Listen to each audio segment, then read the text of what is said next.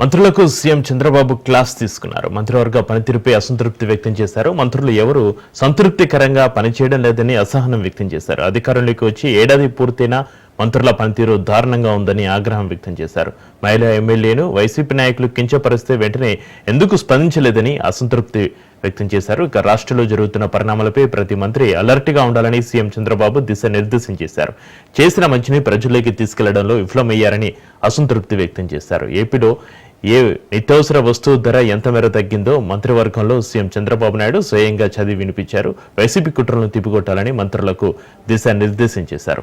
ఎండోసోలకి భూములు వద్దని రైతులను రెచ్చగొట్టిందే జగనని, అదే జగన్ పరిశ్రమలో తరలిపోతున్నాయంటూ మాట్లాడుతున్నారని ఆగ్రహం వ్యక్తం చేశారు. ప్రభుత్వ బ్రాండ్ దెబ్బతీసేలా వివిధ సంస్థలకు ఈమెయిల్స్ పెట్టారని తప్పుపట్టారు.